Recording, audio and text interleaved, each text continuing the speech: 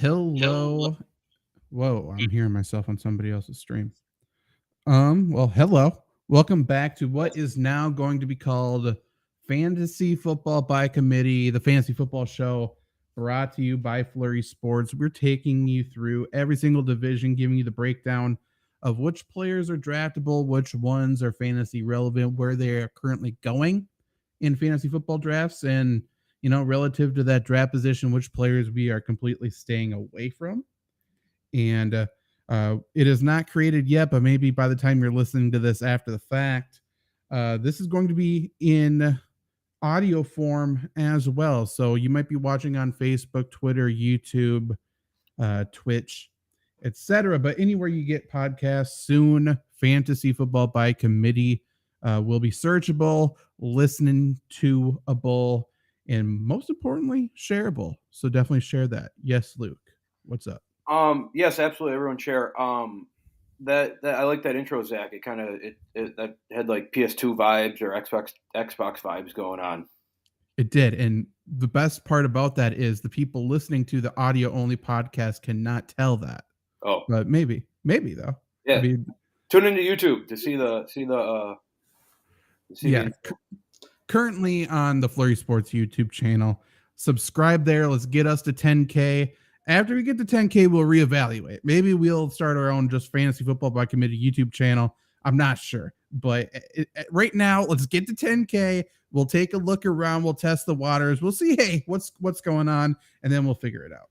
But until then, we're not even thinking. Blinders on. Chuck Pagano, blinders on. Not over our eyes. No, we're focused. We're over our eyes. Horse races out here. No. That's how we do. And remember, our podcast is rateable too, but only for 5 stars. Yes, if you are listening, you're like, 2-star podcast. Fuck out of here. Don't need that. It's not possible. You can't actually rate it 2 stars. It only accepts 5. I think so. I think you're correct. You know what? If you do honestly think it's a 2-star review, then give it 5 stars and write that it's 2 stars. That's fine. I'll take that. But as long as you rate it 5 stars, that's the only way I think it'll go through. So yeah, definitely do that. But yes, so we are from Flurry Sports, flurrysports.org. All fantasy football stuff that you will need this season will be there. So check that out throughout the entire season. We are going through the divisions, and we are in our final NFC division today, the NFC East. And this is a division that last year was actually very, very good. Surprisingly, for years and years, it was the worst division in football. Possibly the best division in football last year, one of the best. This year, it should be a solid division again. However, for fantasy football, it's certainly, there's stars and scrubs, I would say. But let's just jump into the good team first. We'll talk about the Eagles first because that's the most fun.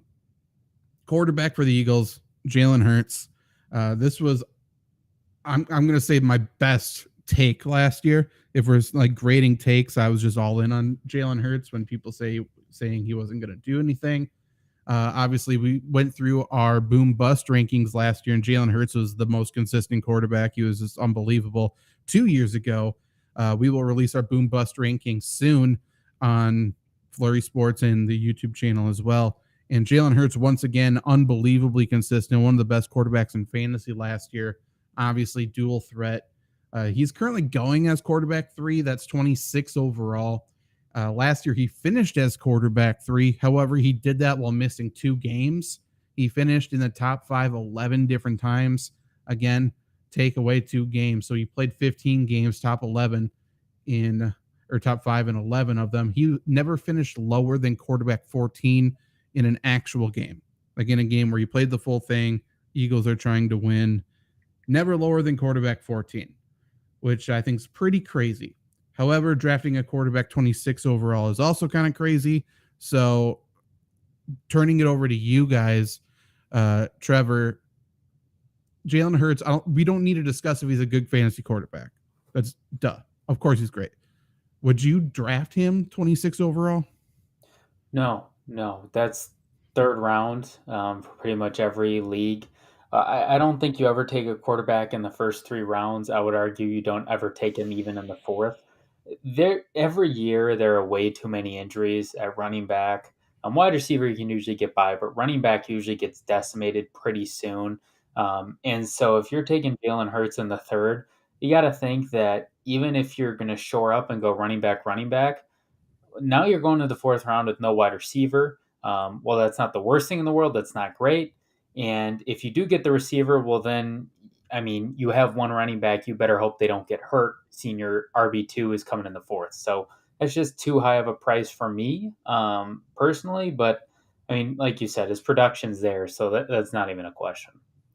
Yeah, Trevor, I'm with you on that. I think especially this year, I don't know about you guys, but to me, at least, there seems to be, kind of like tiers of players where it kind of drops out pretty quickly, in terms of, I guess, good starting running backs in fantasy, or wide receivers that you can count on every single week. For that reason alone, Trevor, I like what you said. Build up that base a little bit before you kind of before you kind of add in that role player, or whatever you want to call a quarterback in fantasy football. 26 feels a little too high. That's that's what, start of the third round. I mean, you're getting your RB2 or wide receiver 2 there. That'll probably be on your team for the rest of your for the rest of the season. So I'm with you, Trevor. It's a little too high for Jalen Hurts. Love him. If he falls, like you said, fourth round, then I'm a little bit more attracted to him. But other than that, I don't think.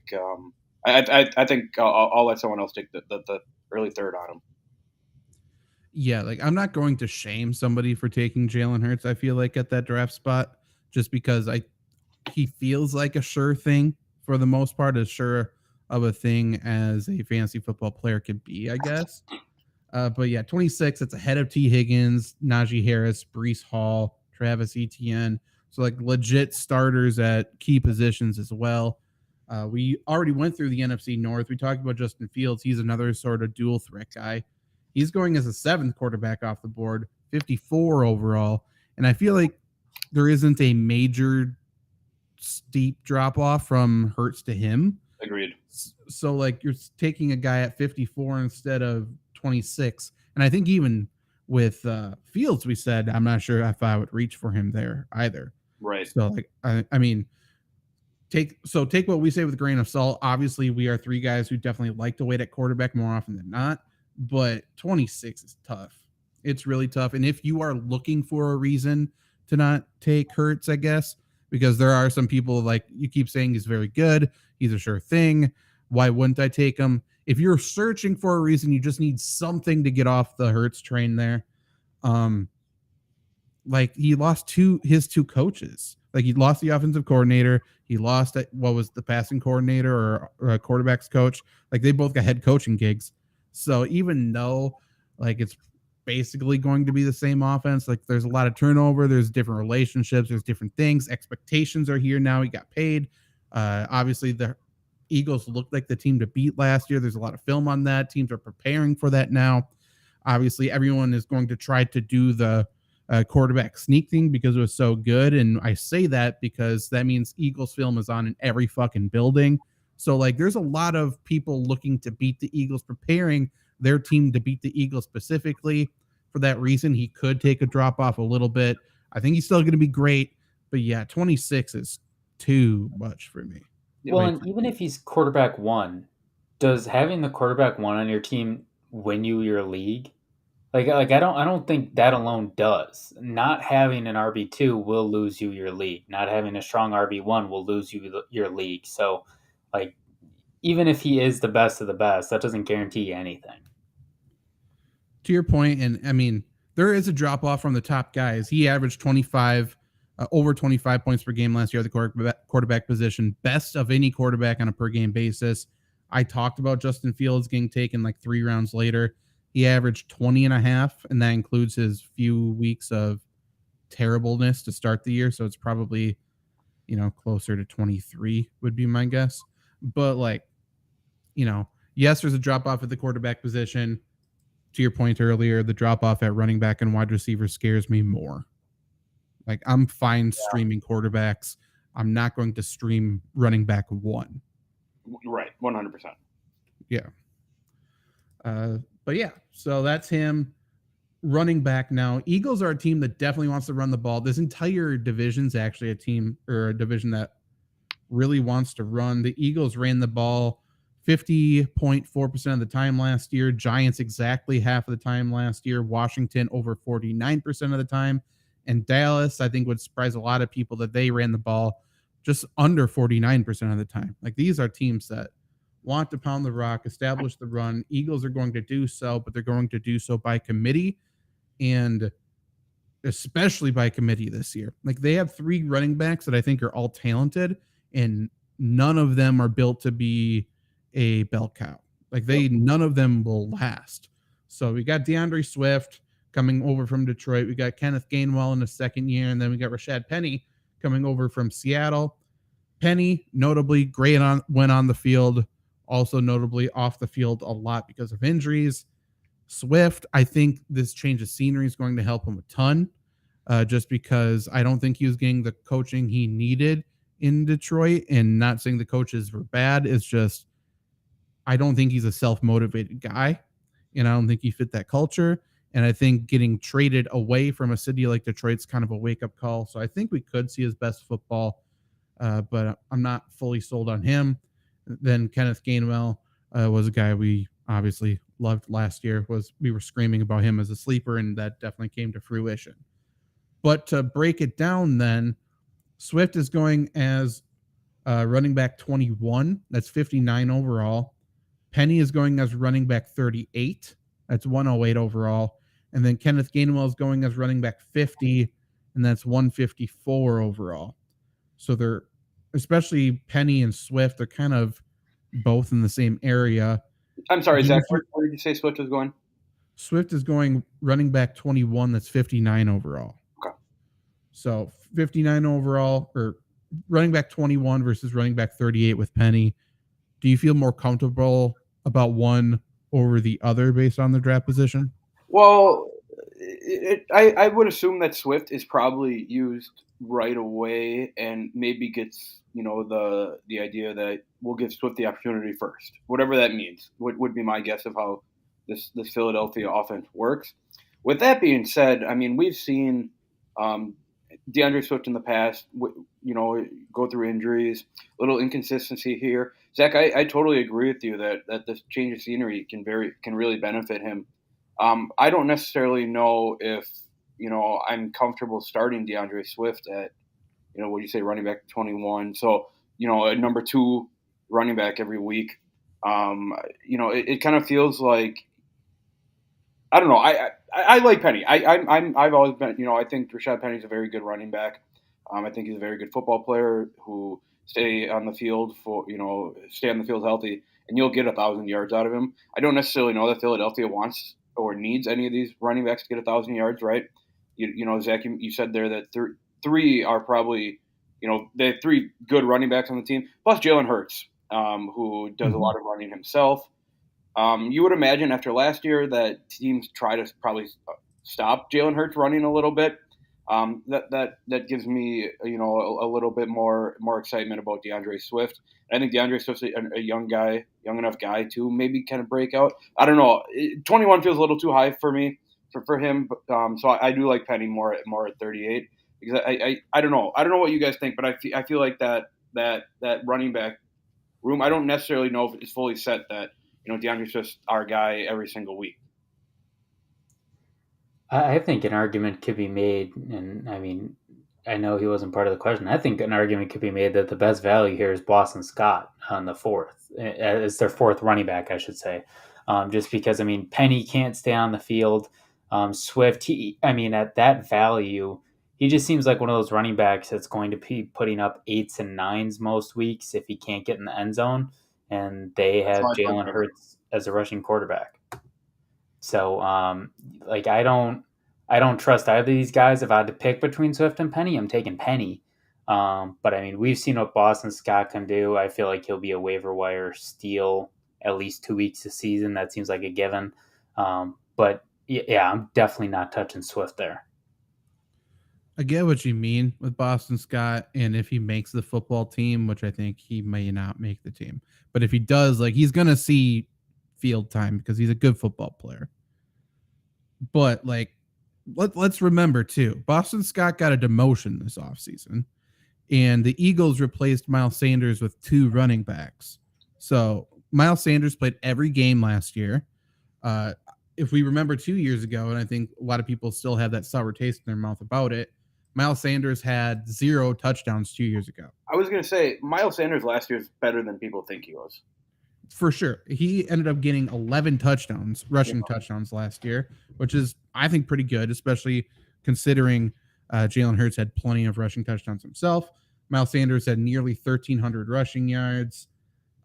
He had barely did anything receiving wise, but obviously other people picked up that slack. I say all of this to say Miles Sanders had a very good fantasy year, and he finished as running back 15 in PPR. No. Now we're splitting that in 2. Right. So it's not like more opportunities are going to fall from the sky. I think Boston Scott gets his opportunities taken away, obviously. Kenneth Gainwell, like, is he going to see less touches? I don't think so. Like in a second year, he's probably going to see a little bit more. Obviously, all of these guys are injury prone, so natural space and opportunity will open up. But if we're just grading it on face value, like 3 guys here, and we're taking away Miles Sanders and just replacing him with Swift and Penny, I can't trust either. Yeah. Like there's no shot. Swift, I think, is for sure the best player. I think, to your point, I think he's going to get the first opportunity. I think he's for sure the best receiver, and I think that's the most important thing. Running back 21's high, like 59 overall. So that is going just ahead of Miles Sanders, which is interesting. Ahead of Calvin Ridley, Michael Pittman, Cam Akers, Kyle Pitts, Trevor Lawrence, Deontay Johnson. So clearly this is that meh tier, I would say. Yep. Like these guys have talent.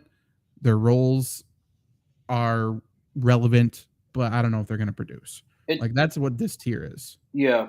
And just, I guess, talking in football sense, but kind of incorporating fantasy football, it'll be really interesting to see how defenses play the Eagles this year, right? I mean, their run game was so dominant last year. You know, what's the defensive adjustment? So I would imagine, like you said, Zach, there's Eagles film in every single room right now. Teams are studying the Eagles. Teams are figuring out how to stop not only the quarterback sneak, but just their running game in general. So I think defense coordinators are going to have probably a difficult time, but a very fun time trying to figure out how to stop this attack.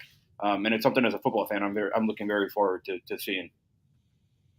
Yeah, I mean, stars at every position. They also, by the way, have the most talented offensive line in football. Right. So it's a nightmare. But all of this to say, running back 21 Swift, running back 38 Penny. I'm not sure if I like either value. Like, I'm going into the season, I think, treating Swift as a high-end flex versus instead of a low-end RB2, which I think a lot of people will settle on. I think he's a flex for me. And Penny, I'm not going to come away with Penny, I don't think. Just because, like, I don't think he's a true handcuff. I think he's a tremendous football player. But, like, a week-to-week trust, there's 0 for me. Like, he's not going to be consistent. There's no shot. Yeah. And as our viewers have learned over the years, when evaluating players, I always ask myself, is this guy, is he the reason I'm going to win a championship? And I don't think either of those running backs are in that, conversation right now. I will be searching the entire training camp for a reason to take Rashad Penny because I really like him as a football player. Yeah, well, so I guarantee we'll be talking about him more at some point. Just right now, I don't know if I can justify it just because it feels like burning a roster spot to me, which I can't do. Wide receivers. Now, these are 2 guys that are taken really high. AJ Brown's going as wide receiver 7, and that's 13th overall. Devontae Smith is going as wide receiver 13.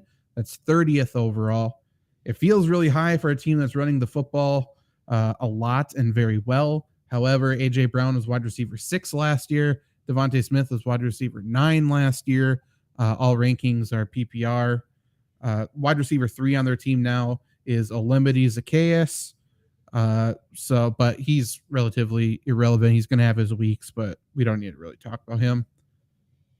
AJ Brown's one of the best young wide receivers in the NFL. Finished as a top 12 wide receiver 6 times last year. Devontae Smith finished as a top 12 guy 4 times. So like he's relevant. Do you guys, Luke?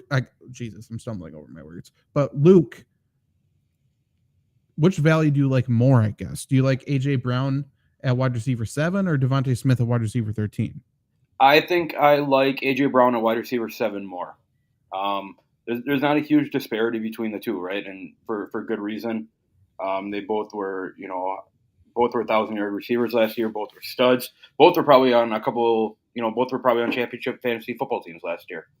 The reason that I'm going AJ Brown is, like I said, there's not a huge disparity, so I like the better player there, and I think undoubtedly AJ Brown is the better player. AJ Brown is probably low, back end first round pick, early second round pick. I think if you can get him, around that 12 to 16 mark, you can match him up with. Just spitballing. You're like a Bijan Robinson. I think you're starting off great. I think you're very happy with those first 2 picks. I almost wonder, and kind of tying back to my last comment about the run game, if teams make Philadelphia throw, whatever that means, there is going to be many more opportunities for the receivers, which is kind of crazy to think about, considering how well Philadelphia's run game worked last year. And how awesome AJ Brown and both Devontae Smith were. Now I love Devontae Smith too. I love both these players this year. I'm taking the better of the two because I don't necessarily know that that disparity does anything to me. Yeah, I'd probably take AJ Brown too. I mean, at this point, I think we're pretty much splitting hairs, and so that's why I kind of go the superficial route when it's a toss-up. I just think AJ Brown can handle hits better. Like, he's a bigger bodied guy.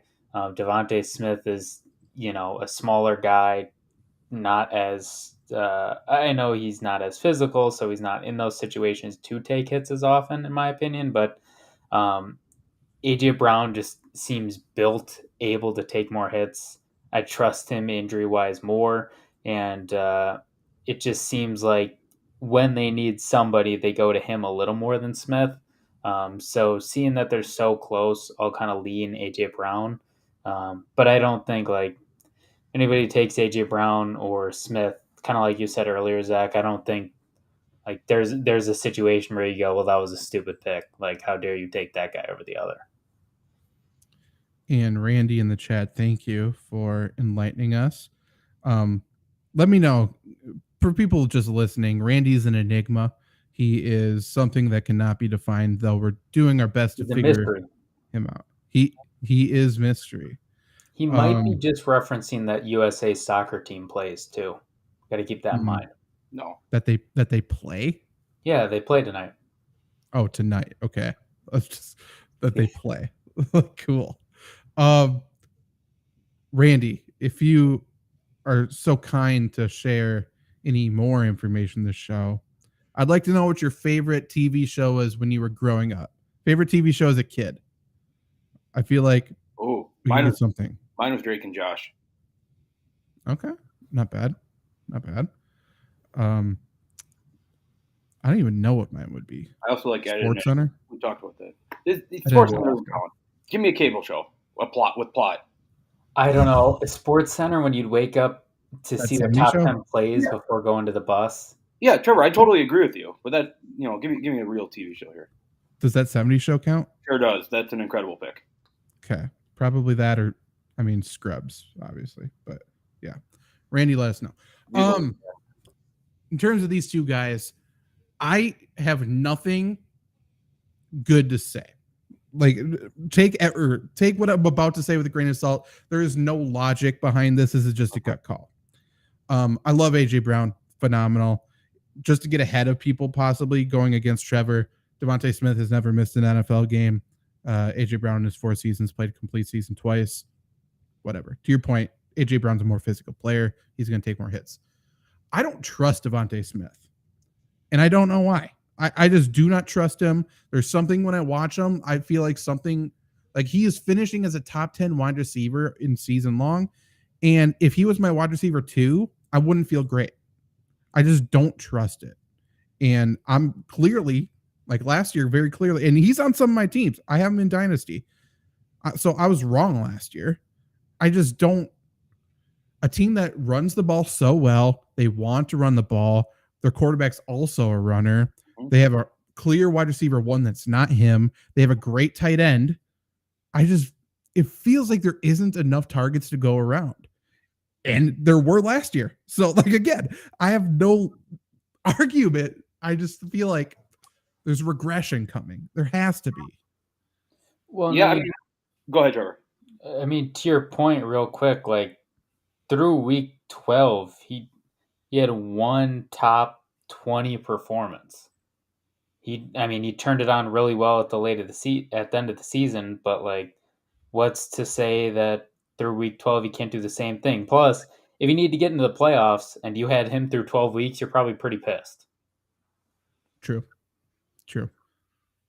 Did you have anything else to add with that, Luke? No, I mean, I was like you last year, Zach. I didn't believe in Devontae Smith. I drafted him. I wasn't comfortable with him. And I'm still the same way, but it worked for me last year. I saw it work. I'm just going back to my point where I would imagine that defenses are probably, that's the first thing you have to do with Philadelphia is beat up that offensive line and stop the run. So I'd imagine, Jalen Hurts has more passing attempts this year than last year. That would be my argument to you that Devontae Smith will see targets, and although hearing that he didn't have a top 20 finish for the first 12 weeks is kind of shocking as someone who didn't dive deep into the stats. But I don't know. I think he's a part of this offense. Like I think he's a part of this offense that's on a chance to win a Super Bowl. I don't think you should be upset if you have Devontae Smith on your team. No, clearly not. Like he's been very good. He was. I just wanted to look up who their offensive coordinator is now. He was a quarterbacks coach for the last couple of years, so it's going to be the same scheme. It's going to be the same everything.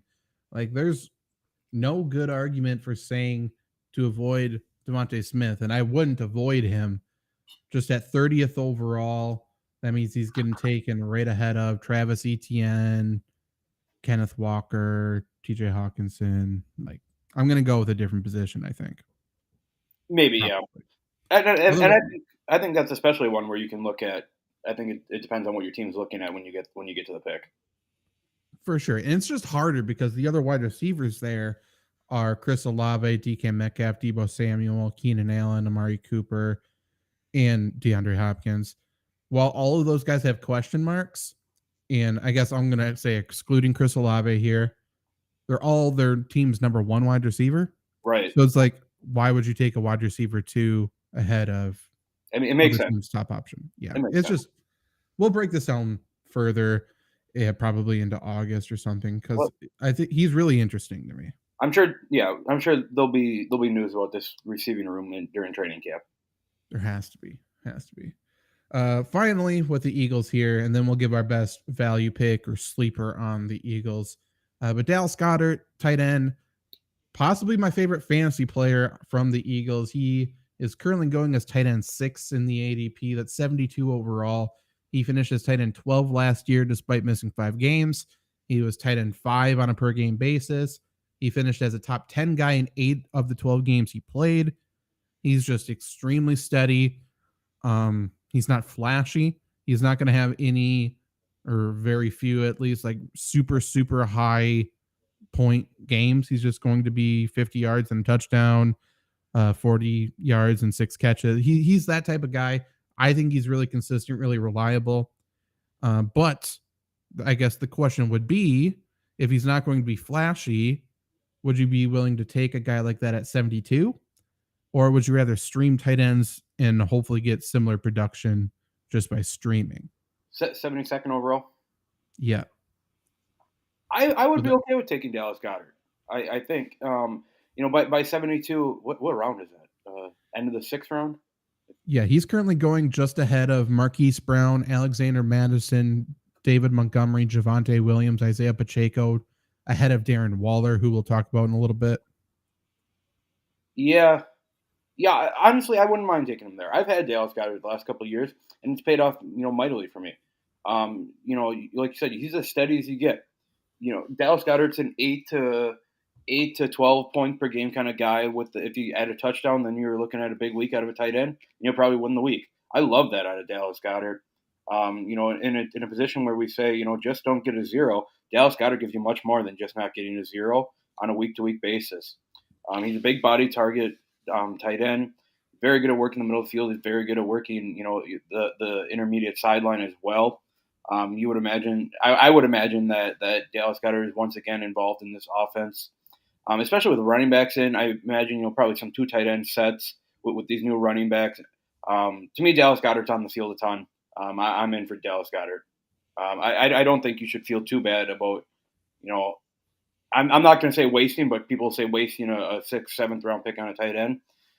Because I think, once we get after this Dallas Goedert, Darren Waller kind of situation, I think really that's where tight ends drop off here. I think Dallas Goedert is someone who can win you a championship just by doing a lot more than zero for a tight end position. I would tend to stray away from Goddard. I don't. Again, I mean, third time, one of us said it today. I can't fault anybody if they take him here. I can 100% see it. I can see why. I understand it. And those players that you named being taken around him, nobody really stood out to me outside of Madison. Madison, I'd take over him every time. There's just something to be about taking a tight end in the 6th. That's not. I mean, obviously the big guys are going to be long gone by then. But I mean, to me, I'm just much more of a top guy or a stream option. I like Goddard when he's on the field. He's consistent as possible. But I mean, the first 2 years he was an Iron Man, but the last 3, he's had 11 and 12 games in certain years. Running first team, they have a lot of wide receivers. He's going to get his, but I don't know. To me, I guess I just find a little more value. Maybe with some depth, because you're always going to lose a running back at some point in the season. Yeah, this is a tricky one for me because I love him. I would love for him to be my starting tight end. I will say, I think there's like a 90% chance he slides in drafts where he is right now. Like, there's no shot he's going to be taken ahead of Darren Waller in the ADP in August. Madison's going to hop him. Montgomery's probably going to hop him. Javonte Williams definitely will hop him. George Pickens is trending up. Treylon Burks is trending up. Alvin Kamara's way behind him. We'll see what happens with him. Like, people are gonna pass on Goddard. They will think about exactly what we've been talking about. They're going to be like, oh, Dallas Goedert's competing with A.J. Brown. He's competing with Devontae Smith. He's competing with the running game. And I think his role is possibly the safest out of anybody's on the Eagles pass catchers. But people are going to say this. They're going to think this. And he's going to slide. So if I can get him in the 7th round, cool. But like, I'm not passing up on a legit RB2 for Dallas Goedert. I just can't do it. Fair. Question from Randy: what team is Dalvin Cook going to? Sure seems like Miami at this point, or New England. I want him to go to Tampa. As somebody who has Rachaad White in Dynasty, I hope he does not. I want to see him in Miami. Just go there already. Stop beating around the bush. I will say, I think it could get tough with Miami in terms of their cap. I mean, just off the top of my head, like, he feels like a New England guy to me. Like, I know New England's going to get him or Kareem Hunt. I'm pretty confident in that. So, I mean, whoever honestly is willing to agree to a deal first, like, I'm sure New England wants to get this done with. Belichick wants to get a guy in there and start working with them right away. So whichever guy agrees first, I think that's who's going to go to New England, probably closely followed by DeAndre Hopkins.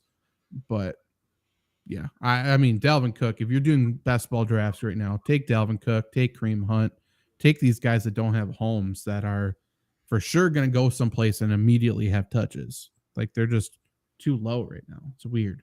Remember when Antonio Brown was on the Patriots and caught a touchdown? That was a wild time. He was great, the Patriots. Mm-hmm. He looked good. Let's move on to the shit show, the division, I'll say, with Washington. So I think this one will go a lot quicker. There's a quarterback battle. Sam Howell, Jacoby Brissett. Jacoby Brissett's been impressing a lot of people. Sam Howell is the only one getting drafted right now, though, going as quarterback 27, 203 overall. I think when drafts come in August, it doesn't matter if one of these guys wins the quarterback job. I think they're going to go undrafted. I think Sam Howell and Jacoby Brissett scream bye-week fill-in, and I think they'll be solid.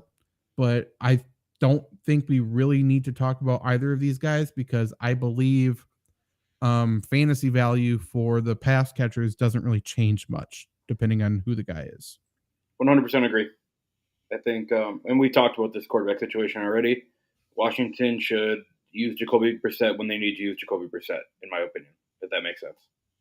I agree. Trevor, agree? Cool. Yep. Nice silent nod for the audio listeners. Running backs, Antonio Gibson, Brian Robinson are the two guys there. J.D. McKissick, not on the team, recovering from injury. Obviously, he's been a big part of their team the last few years. And to the point where the offense didn't really work in Washington without him. Really quick, Randy wondering if Sam Howell's that good. Yeah. Should be Heisman winner.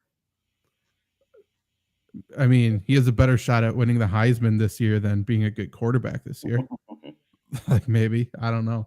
He's fine. I don't think he's going to be the definition of okay. I would say. Yeah, he's a guy. Yeah. But running back, so it's Gibson, Robinson there. I'm not sold that they're going to add anybody else. Brian Robinson's going as running back 34, Antonio Gibson running back 33. That's 98 and 91 overall, respectively.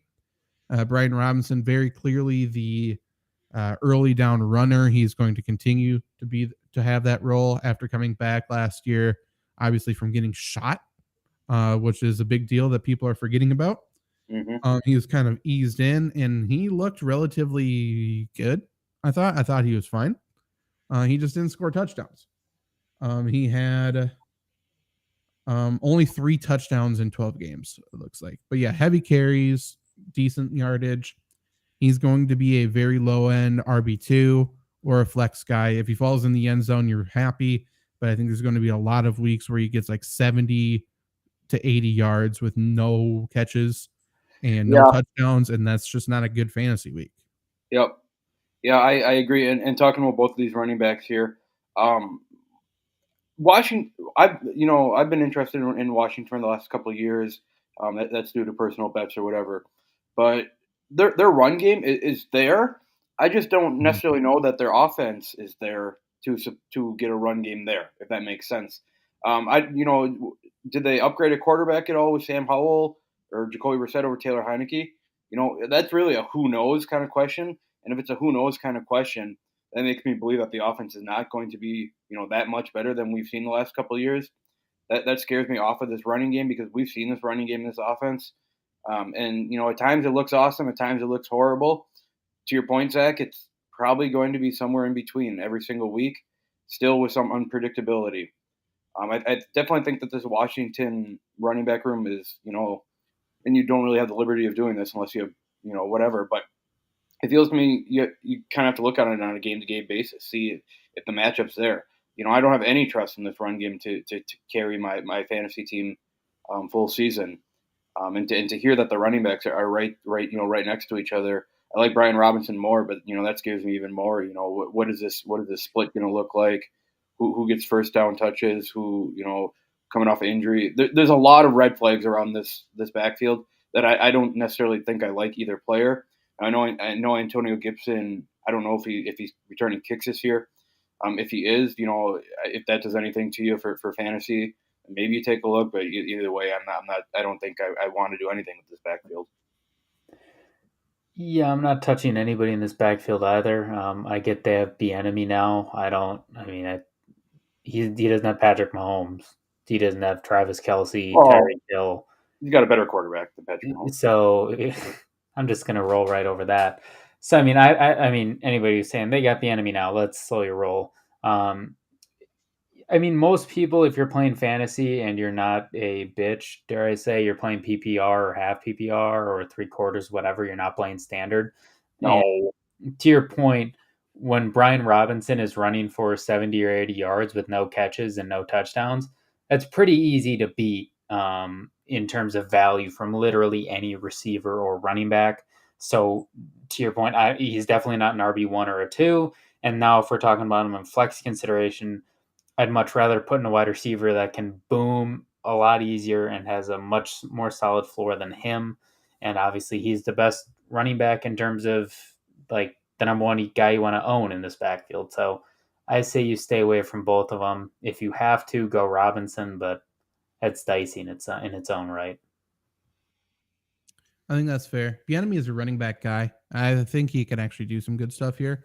And from what I'm hearing is that they finally figured it out. I'm not sure if it's Bieniemy or somebody else, but like the reason why I've been so angry with the Antonio Gibson truthers and like people like hyping him up is just that he didn't have a role the last couple of years. Like his role was not suited to his skill set whatsoever. It made no sense. He came into the NFL and they're like, oh, this wide receiver running back hybrid. Like, what is he going to do? And then he went to Washington. They're like, okay, you're going to be our true running back. You're going to be the early down runner. And then we have JD McKissick catching passes. It made zero sense whatsoever. He didn't look very good because he wasn't playing his position essentially. But I think they finally figured it out. I think they're going to use him as a receiver. And if that's the case, Antonio Gibson's one of the best players with the ball in his hands in the NFL, in my opinion. I think he could be absolutely electric with the football. And I think he's more valuable because he wouldn't have to be running behind this offensive line, which I don't think is that great. I'm hesitant, but like I think I'd put Gibson ahead of Robinson for that. And if he can catch 50 passes this year, I think that's a major win. And I think that's certainly realistic given just the offense that he's going to play in. Like, could he be Jerick McKinnon from last year? Like at the end of last year with the Chiefs, Luke knows it very well. Like Jerick McKinnon just turned it on, was the savior, and was doing a shit ton of stuff out of the backfield. And I think Gibson can do that and more, considering he's a better football player. And he isn't a returner this year, so that's a good step in the right direction. True. Wide receivers. This is tough. We didn't say who was the best value pick on the Eagles, by the way. Like, who would you say? I guess. I mean, in the technical term, are there really value picks? I don't know. If I had to give one, Rashad Penny, I guess. I think that's where I'd be too. Yeah. I mean, the clear answer is Dan Arnold. I know we didn't talk about him, but Marcus Mariota is a clear answer. Because once Goddard gets hurt, Dan Arnold time, baby. Doesn't he have to get ahead of like 6 other tight ends first? Nah. Yeah. He's number 2. I mean, he has a better shot at playing wide receiver there than tight end, I feel like, which would be okay. Like, he can line up at wide receiver. But anyway, wide receivers for Washington, we got Terry McLaurin, Jahan Dotson, and Curtis Samuel. Obviously, Terry McLaurin is valued the highest. He's going as wide receiver 20th. That's 44th overall. Last season, he played every single game, finished as wide receiver 14. He only had 2 top 12 weeks. He had 5 touchdowns only 21 total career receiving touchdowns in 4 years. And I wrote that down. You can probably guess why.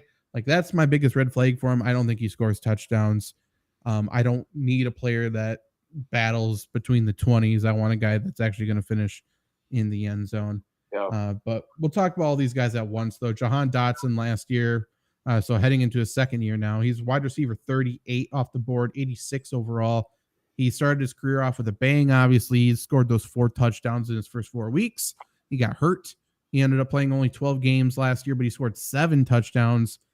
He had only 2 games with 5+ catches, only 1 game of 100 yards.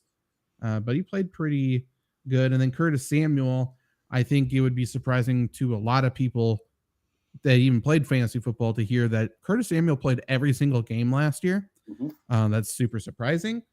He is currently going as wide receiver 82, 214 overall. He finished as wide receiver 33 last year. He had 9 games of 50+ yards. He scored 5 touchdowns, the same number as Terry McLaurin. Wonder who my value pick is. Yeah. But Luke, what do you think of these wide receivers? Terry McLaurin, I think a lot of people is a sneaky wide receiver 1 pick. Are you fine with him being a wide receiver 1, assuming you get 2 stud running backs, or no? So And I'm a Terry McLaurin guy. I think he's had 3 straight 1,000-yard receiving seasons. But Zach, to your point, he just doesn't score touchdowns. And whether that's the fault of his own or the quarterback play or the offense coordinator or whoever, I don't know. But that's always been a Terry McLaurin red flag. I think we're on another year where it's like, Terry McLaurin's good, but should I draft him? I my argument to drafting him would be, you had alluded to it there. Washington doesn't have the greatest offensive line or anything. With I guess basically a rookie quarterback here. If he's under pressure, it would be my assumption that Terry McLaurin is probably his read, right? I don't necessarily think it's any shot to say that anything crazy to say that Terry McLaurin is undoubtedly a top 20 receiver in the NFL, probably top 15, and I'm sure there's an argument for top 10. But I do think that Terry McLaurin may see a couple of garbage balls, which excites me. But is it enough to excite me to have him as my wide receiver one? I love AJ Brown much more as my wide receiver one than Terry McLaurin. I know that's not the greatest comparison, but just keeping it in the division here. No, to say no, Zach, I don't love Terry McLaurin as my wide receiver one. Love him a lot as a player. I love his role in this Washington offense. It's all about quarterback play again. I definitely think he's a very high potential wide receiver too, but I don't necessarily know that he's a high potential wide receiver one. I don't think he wins you a championship as your wide receiver one. Yeah, I mean, and the other thing that's kind of weird that just took me by surprise, he's the oldest wide receiver out of the three. And Curtis Samuel's been in the league for 6-7 years. He doesn't catch touchdowns. Dotson obviously did it. Samuel had a great start to the season. I like McLaurin a lot. I'm not comfortable with him being anything other than a low wide receiver 2 for me. I think he's a great, obviously, a wide receiver 3 or a flex, but that's not where he's being drafted right now, and that could shift. But if he's being drafted in early, wide receiver 2, late wide receiver 1 conversation, I'd rather have another running back, 3-4 running backs, and have him being a low wide receiver 1 for me. I just don't think he gets you anything of value without scoring. Yeah, and no one thinks Terry McLaurin's a bad football player. Everyone universally agrees he's great. It's tough to be the best player on a bad offense. Nope. That's clearly hampering him. Plus the poor quarterback play. Again, did he upgrade at quarterback? I'm not sure if he downgraded, but did he upgrade? Right. Like, we can't say that.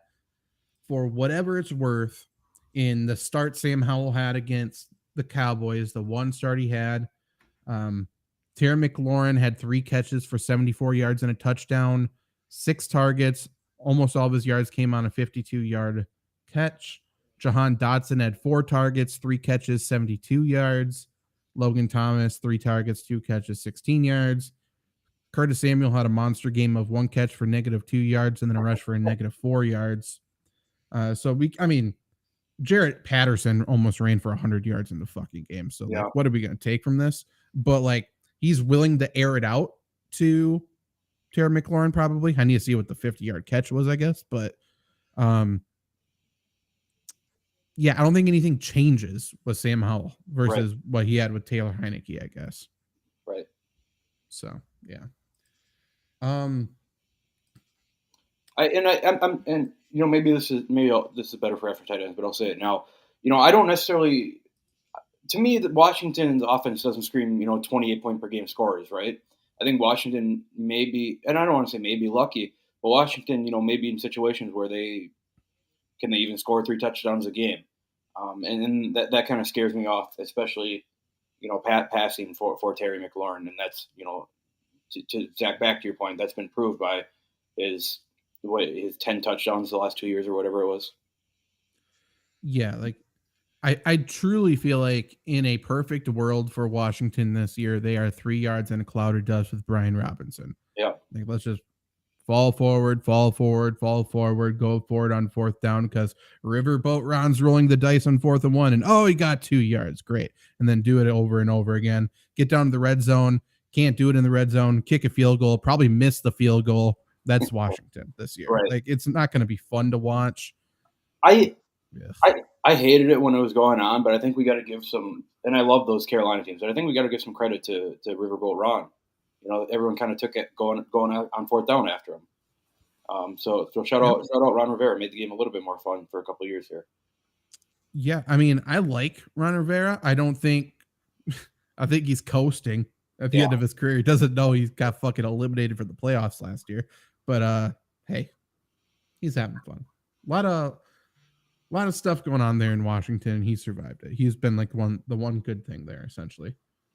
But yeah, so Terry McLaurin, 44th overall. We just talked about that tier. He's going just behind DeAndre Hopkins. He's going ahead of Dalvin Cook, DJ Moore, J.K. Dobbins, Jahmyr Gibbs. He must be going ahead of Devontae Smith then too. Where did I say Devontae Smith is going? Wide receiver 13. Devontae Smith is going 30th overall. So okay, sorry, never mind. He's going a full round after him, and that's interesting. Like, I don't know who I feel better about. I was going to ask what are you guys thinking there? I think I like Terry McLaurin more at 44 than Devontae Smith at 30. I agree. I don't want Terry McLaurin as my wide receiver 1 either. Right. Like, I need him as the 2. Jahan Dotson, though, I like him a lot. He didn't really get to show us much last year, and the little bit he did show us was good. So, I mean, if he's going 86 overall, I'm certainly willing to roll the dice at that value. And then Curtis Samuel's going undrafted, and he's a good football player. How old do you think Curtis Samuel is? I'm going to look it up. I already know, so I'll keep it. I'll keep it myself. 29. Like, no, I would say. You said McLaurin's the oldest, so I'm going to say 26. I said McLaurin's the oldest? Someone did. Trevor did. I did. Oh, yeah. He's just like 2 years onto a second contract, so he has to be mid-20s, right? 26. That's insane. McLaurin's already 27, which is wild. Yeah. Yeah. So. Really? Jesus. So, I mean, people are acting like Curtis Samuel's washed up. He might be the best value on this team, but let's talk about another guy that's a good value and a guy we love, and that's Logan Thomas. He's not getting drafted right now. Zero data on that. Tight end 1 on a team is not getting drafted. He finishes tight end 32 despite missing 3 games last year. I thought he missed more games than 3. So did I. That was kind of a surprise to me. He averaged almost 4.5 targets per game. Like, he was used. The targets were all over the fucking place. He didn't have many big games, and obviously Washington didn't score points, so he didn't catch touchdowns. So, like, am I going out to draft Logan Thomas? Am I leaving the draft with Logan Thomas as my only tight end? Probably not. But if you told me he's a top 16 guy this year, it wouldn't surprise me in the absolute slightest. Yeah. I agree 100%. I love Logan Thomas's role. The receptions are there. He should be doing something good. I feel like, Zach, you've said that for the last 4 years, and that's what scares me, is that he doesn't finish it. We played this game 4 times, and it hasn't worked. So that's what scares me off of it. I think I'm finally off of Logan Thomas. I don't even think I'm touching him if he's not drafted.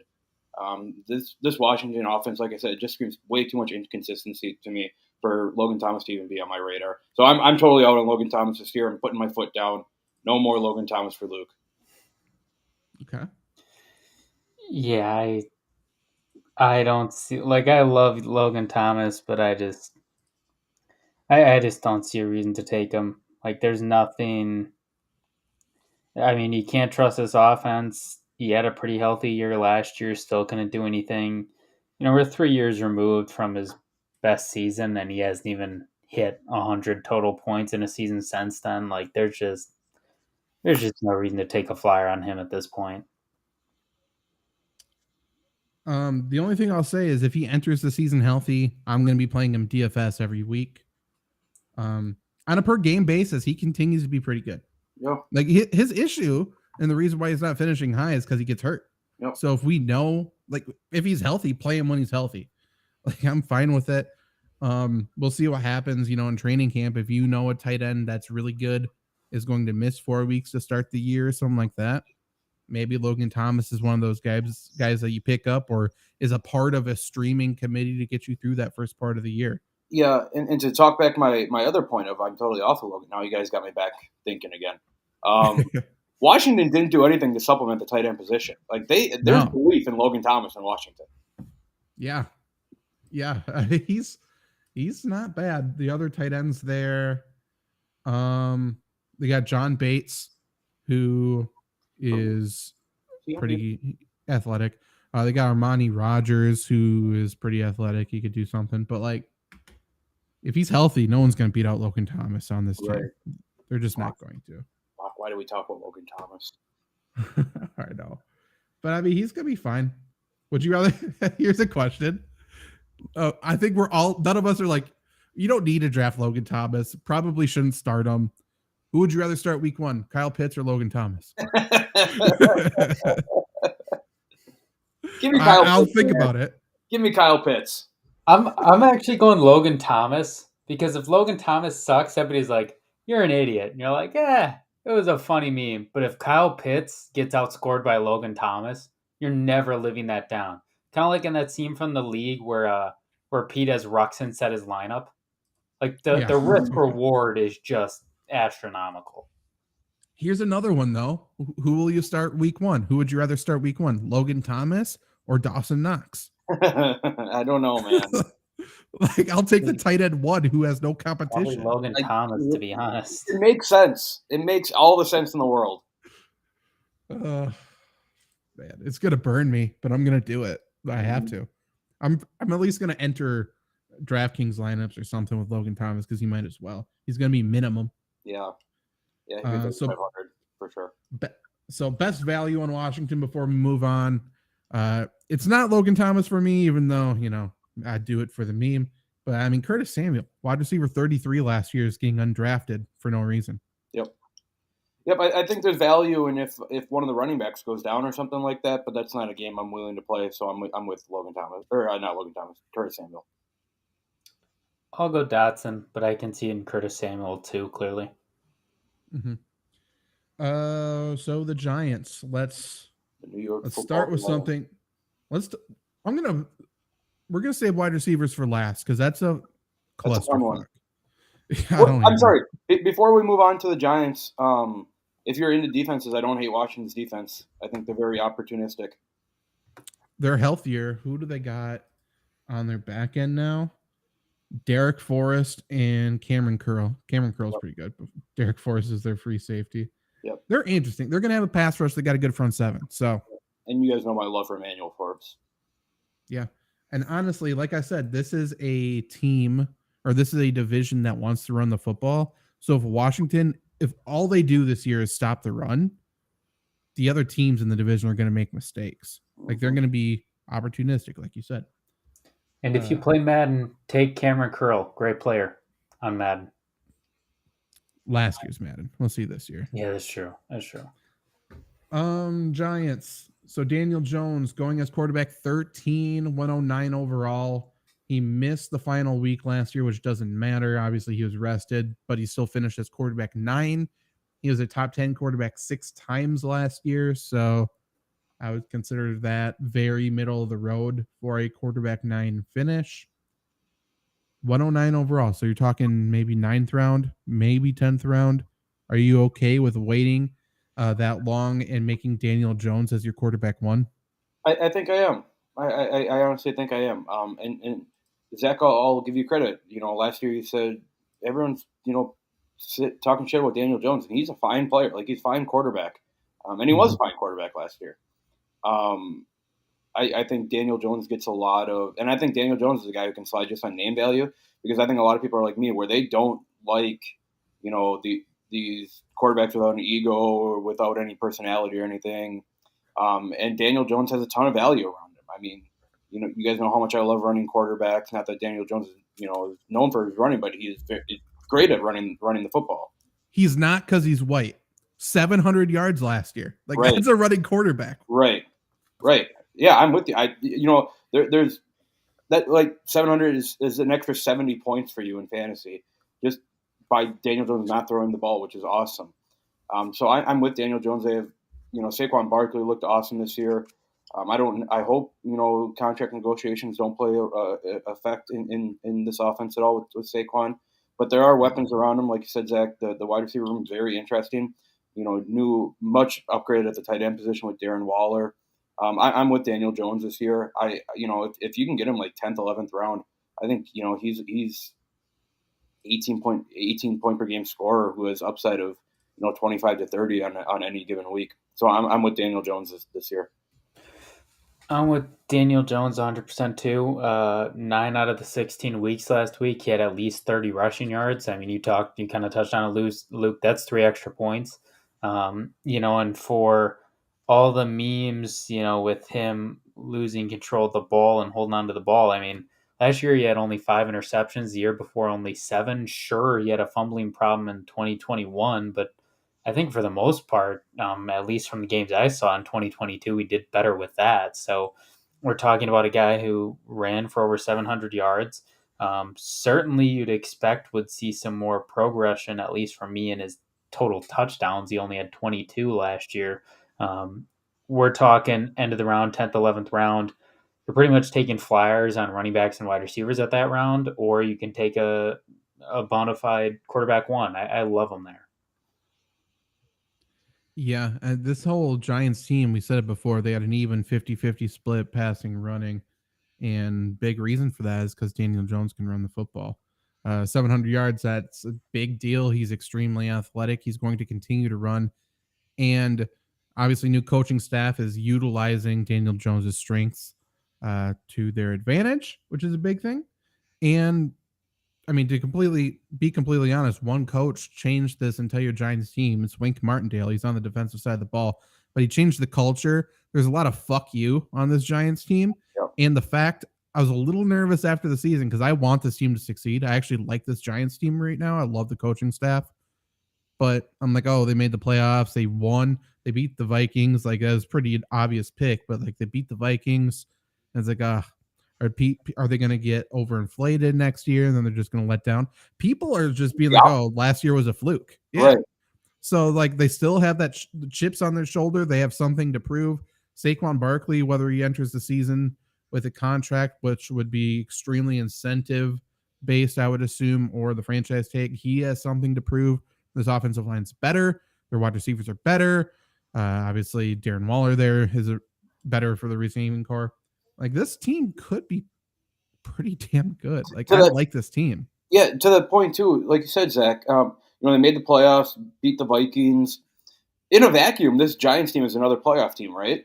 Obviously, injuries aside and, the season course aside, it's never a bad idea to have a quarterback of a playoff team on your fantasy team. I'm with you, Zach. It seems like it's turned, like, not that it's turned, but that people don't believe in the Giants. And maybe that's kind of me a little bit, but I mean, the Giants aren't a bad team by any means. There's a lot of bad teams in the NFL, and the Giants are not one of them. I agree. My worry then, though, is let's say Saquon Barkley gets hurt. What happens? Yep. Does the entire offense fall apart? Like, I think that's a real question. Last year was the first year really in a while he stayed healthy. And clearly the Giants are wanting him to prove that he can do it again.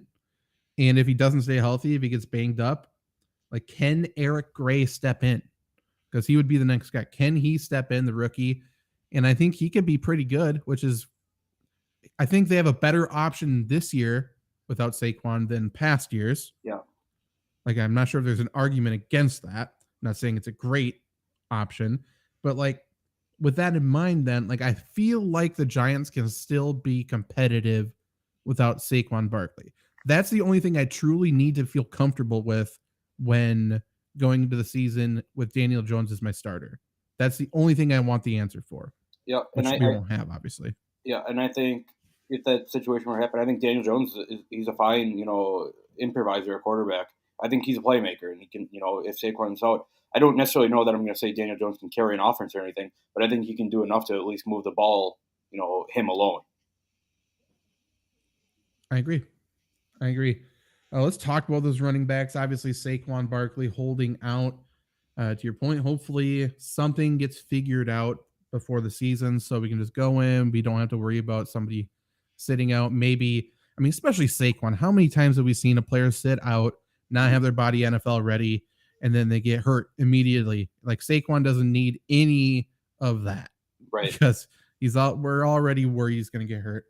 But last year he played every game except for week 18, which didn't matter. He still finished as running back 5. He's currently going as running back 5. That's 11th overall. He finished top 5 in 4 weeks. This doesn't seem like very much.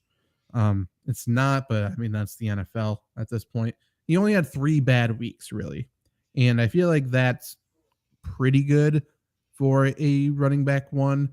But is it good enough to justify possibly a first-round draft pick to you? I think that it is. I think Saquon Barkley is such a huge part in this offense, right? And that was proved by what he did last year. I think, and of course Saquon Barkley he's right up there with Christian McCaffrey or whoever, with if they're healthy. If they're healthy and everything's good in a vacuum, like Saquon Barkley should be the best running back in the NFL. He's not, but he's shown that he can be last year. Like I said, I love this Giants team. Zach, I think a lot of their identity comes on defense, right? With Wink Martindale, kind of hard-nosed, fuck you attitude. And I think that always plays hand in hand with running the football. I think the Giants need to run the football. I think they want to run the football. And Saquon Barkley does so much damage in the passing game, too. I think Saquon Barkley is awesome this year.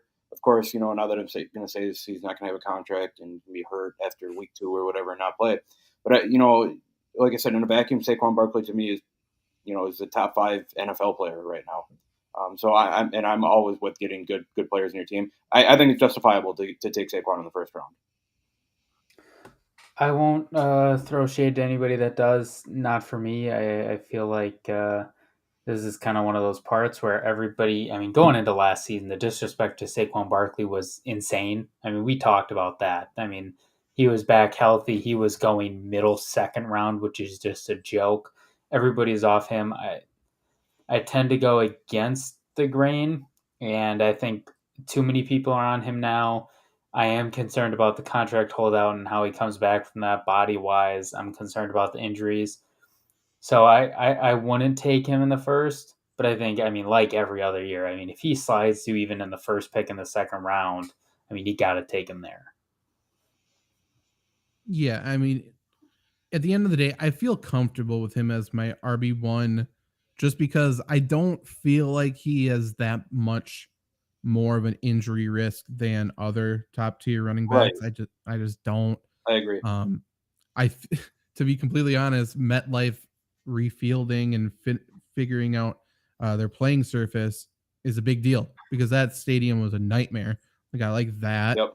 And this offensive line has a bunch of dogs on it. Like they're mean. This is a mean offensive line. I really like it. They're going to come out and kill people.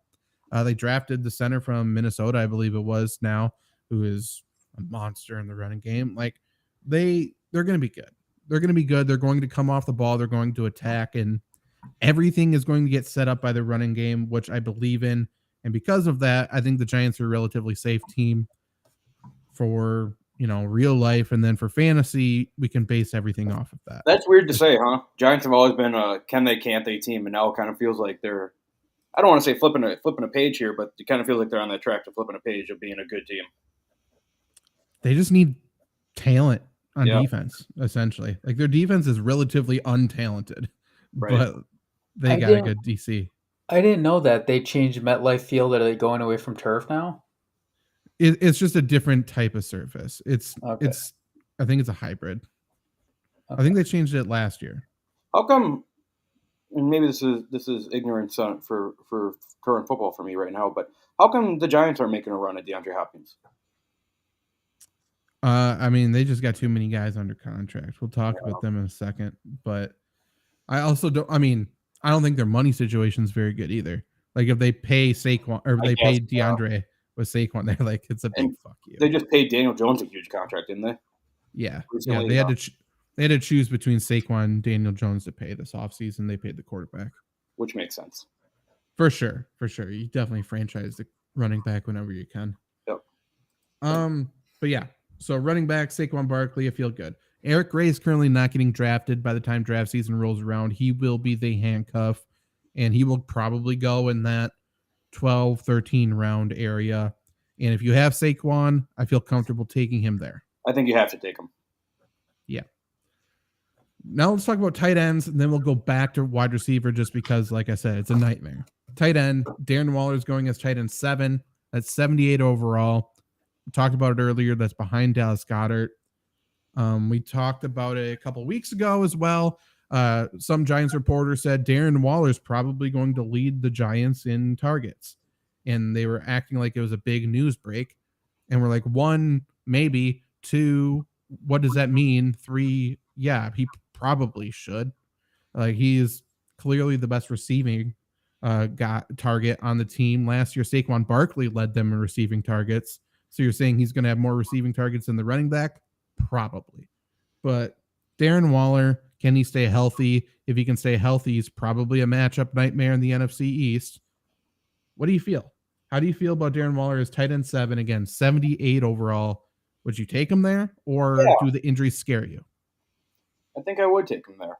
To your point, what the fuck is this receiving room? It's not. If we're laying odds, Darren Waller has to be the leading odds for receptions this year for the Giants. Granted, Saquon Barkley's healthy. I think that creates an awesome mid-low kind of combo there for Daniel Jones passing if he needs a bailout, which I think a lot of it he does. So I'm with you. Like, these are kind of similar players, right? Saquon Barkley and Darren Waller. If they're on the field, they probably somewhat produce. Saquon Barkley obviously a little bit more than Darren Waller, but Darren Waller is going to be on the field. Like this, all 4 of these teams in this division have somewhat of a good defense, and I think somewhat of a good defense leads to quarterbacks needing to use a tight end in the offense.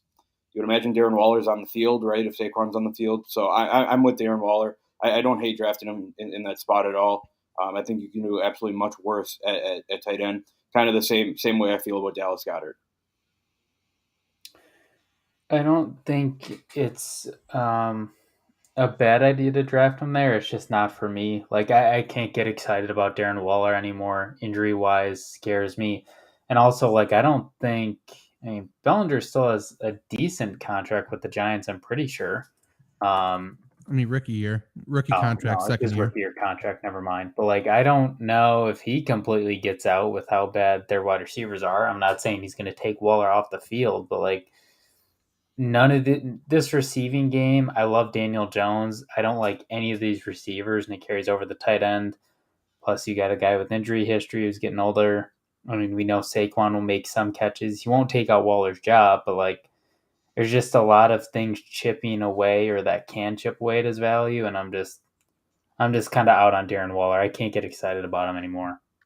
I'm sorry, Zach, before you go, do you have the players he's going around? Yeah. So I said he's going, 78.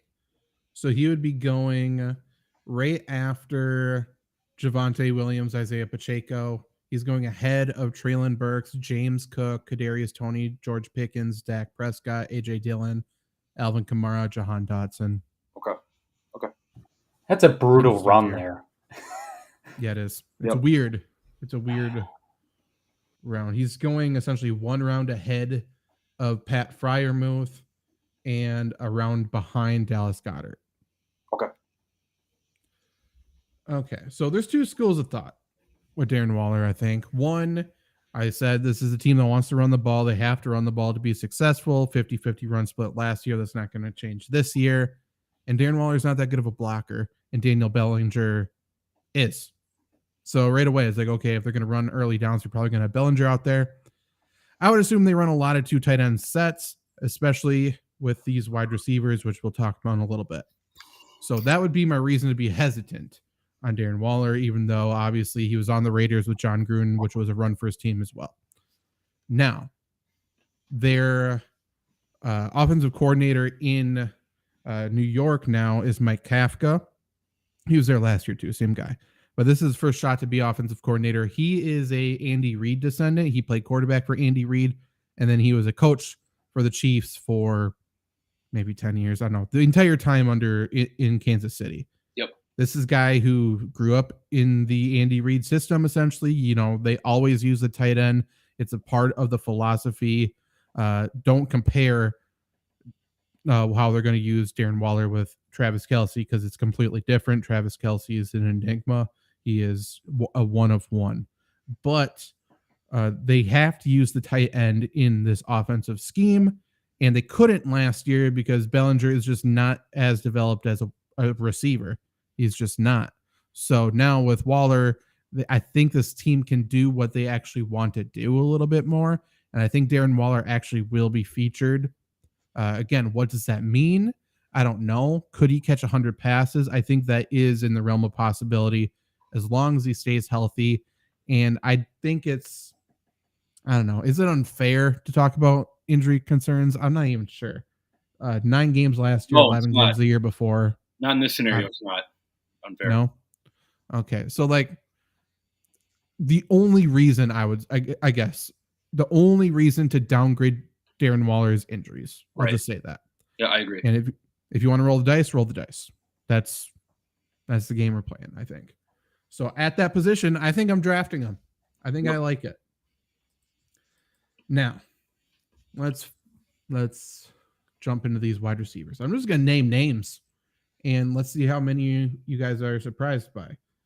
So starters currently, not the actual starters, I'm sure, but that's the depth chart says Isaiah Hodgins, Darius Slayton, Paris Campbell. They got Jalen Hyatt. They still have Sterling Shepard there. Wan'Dale Robinson's in his second year. Colin Johnson was an AAF superstar, I believe. Jameson Crowder is there. David Sills. That's about it. So there's just a lot of guys in a weird tier. Jameson Crowder somehow fell completely off of a cliff, and I don't think he's good at football anymore. Yeah, I agree. Weird. So I don't think we need to worry about him. I'm sorry. Before you continue, just to give it off the bat, I'll say what I'm saying. This Giants wide receiver room does not give off great vibes. There's talent though. It's just weird. I don't. Right. There's I think there's unproved talent, unproved talent, unproved whatever. Unproven talent. They're just always hurt. Right. It's every year. Like It's not even when they're healthy. It's fine. Right. Like everything we know about the Giants is there's going to be somebody who tears his ACL.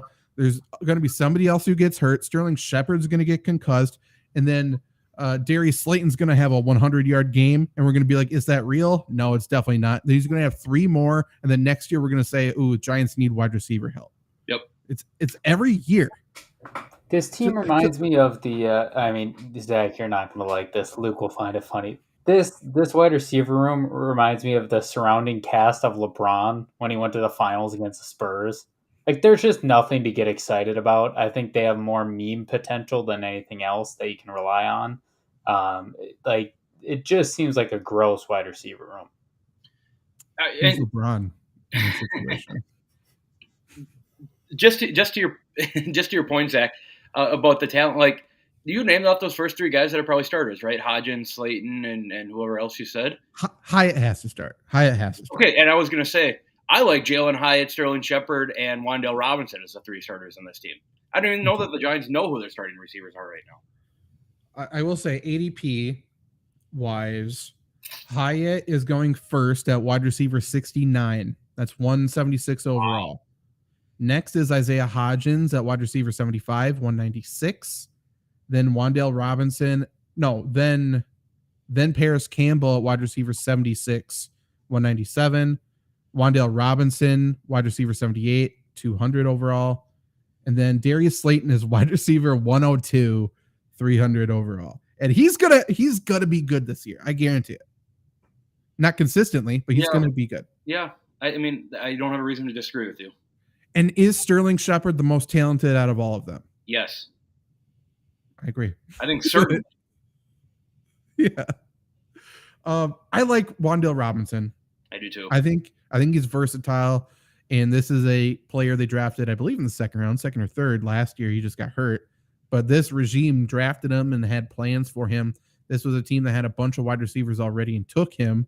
And then you can say the same thing about Hyatt. They have a bunch of receivers already, and they took him early. So they had plans for those 2 guys. There's no reason for Isaiah Hodgins to play. Right. He's a big outside guy who's deep. He's pretty good at football, but like he doesn't do anything that these other guys don't or shouldn't be able to do better. He turned it on a little bit at the end of the year last year. I think he was a big waiver wire guy. And I remember thinking the exact same thing, like, what the fuck is this? Yeah, him and Richie James and Darius Slayton, like they were good. Yeah. They won a playoff game. And that's what it feels like it's going to be this year again. Yeah. Yeah, I don't get it, but I mean, they're good value, I guess.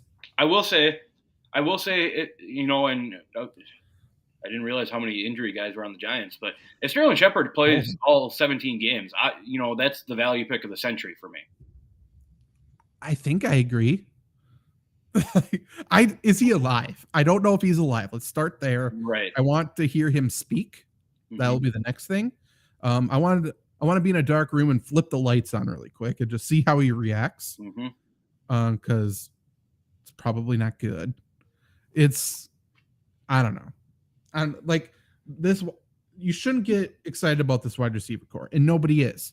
However, they are all going almost undrafted, if not undrafted, and someone's going to be fantasy relevant. Yep, they have to be. Is this I'm sorry. Keep going. I'll ask a question after. I was just going to say, if you're going to take a stab on one player, who's the one player you're going to take a stab on? And for me, I think it's going to be Wan'Dale Robinson. Yeah. For me, it's Sterling Shepard, Jalen Hyatt, or Wan'Dale Robinson. But I like Darius Slayton. Sure, yeah. I want that to be known. I like him a lot as a player. Trevor, who do you think? I'm going Hyatt just because Wan'Dale Robinson's name pisses me off. Fair enough. The news out of OTAs, I guess, Paris Campbell. By the way, no better spot for Paris Campbell to land. His whole thing is that he's really good. He can never stay healthy. Welcome to the Giants. You punched your ticket early. But they're using him out of the backfield. Oh, don't love that. I know. Let's get a little more contact. This guy needs to get hit. Yeah. I don't know. I read that. I haven't seen any clips. I just read it and I just don't believe it. No, that can't be right. How big is he? Let's look. To me, he feels like 5'8", 140. Oh boy. Soaking wet. Yeah. Paris Campbell. He's probably bigger than I think. 6 foot 208. Pretty big. Okay. Pretty well built, actually. But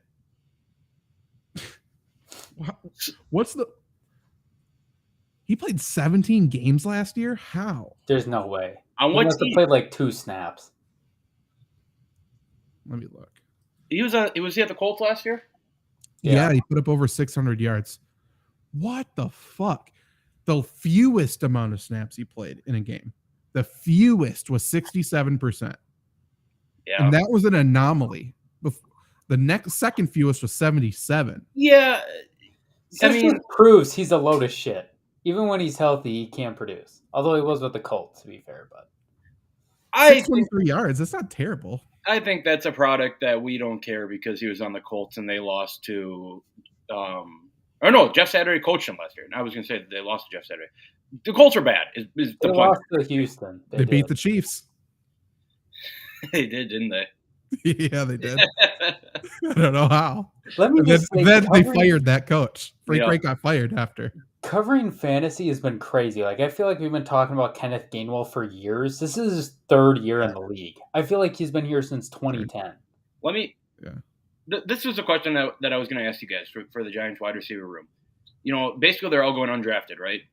Is this a spot where maybe your last 3 picks of the draft, you take 3 receivers here? I'm fine with it. But my only thing is I don't think we have answers going into week 1. I think you're right. But, I mean, people could get hurt for sure. Yeah. Which clears out a little bit. But, yeah.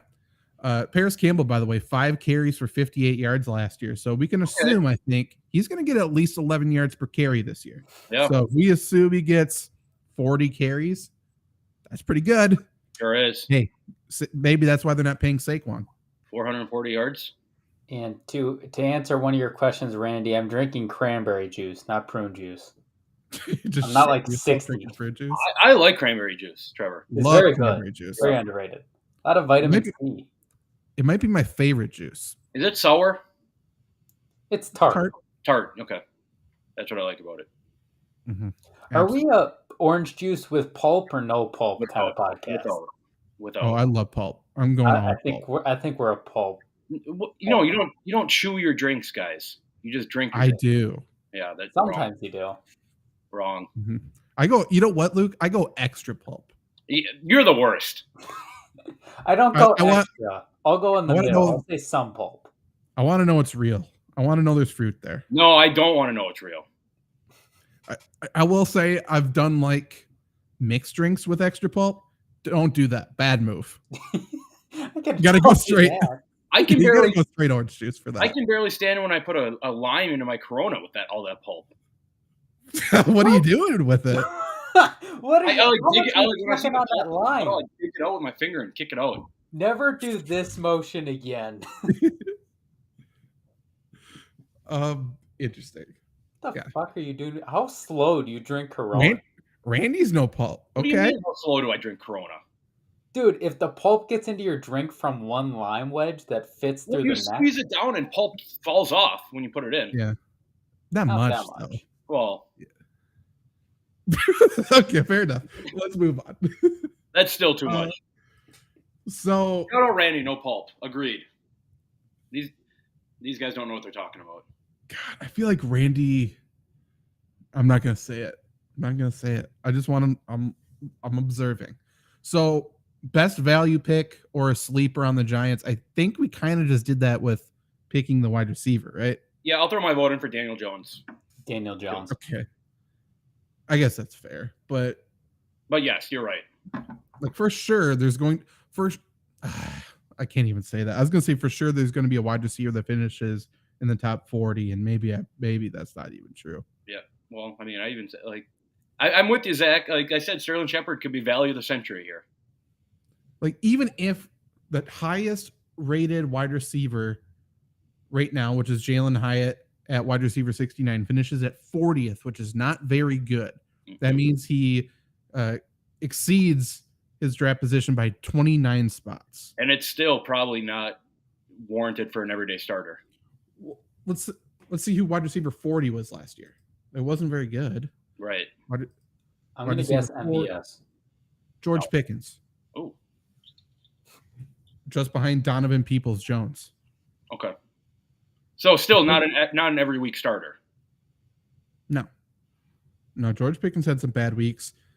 Christian Watson was 41. Keenan Allen was 42. Cortland Sutton was 43. So that makes me laugh how everybody's hyping up Watson to be the next Randy Moss. I know a lot of that was injuries, but dude finished behind Donovan Peoples-Jones. Let's slow our roll a little bit.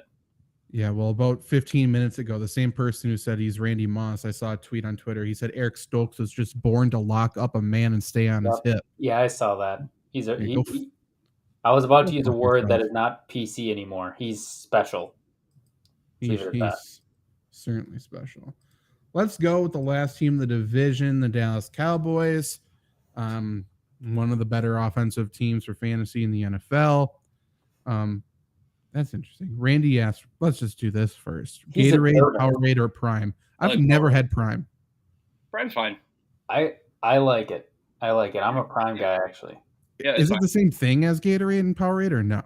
Actually, it's better. When I was in the hospital in the ER, like even just a month after it came out, the nurse was like, "Yes, drink Prime to get your electrolyte stuff back because it has a lot less sugar too." Is it like Body Armor? Yeah, I think that's probably the best comparison. Okay. So I think that yellow Gatorade is a top 5 drink of all time. Yep. Probably. That's fair. But I like Powerade. However, I don't love Gatorade. Oh, you like Powerade over Gatorade, though? Yeah. I like Powerade the best out of these 3. I like Gatorade for sure more. I liked Sour Melon Powerade, which they don't have anymore. Yeah, that was good.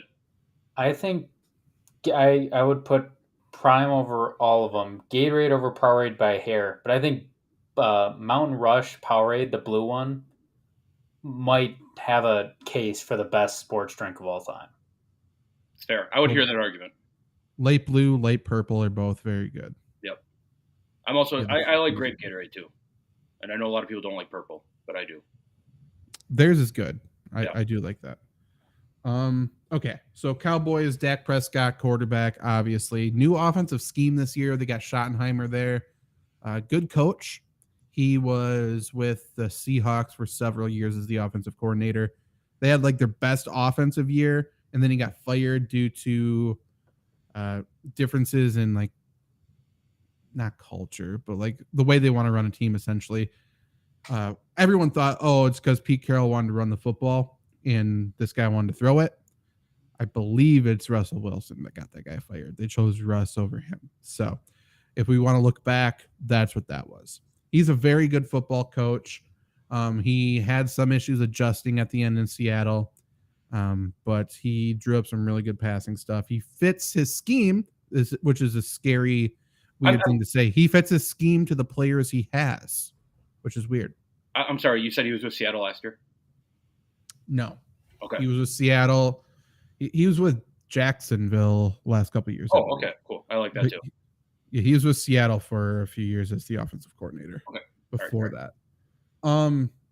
But yeah, so Cowboys, I think, ran the ball more often than people actually thought they did last year. However, their whole thing is they pass the ball when they shouldn't have. Yep. They're up big. They pass the ball. Dak Prescott throws the games away.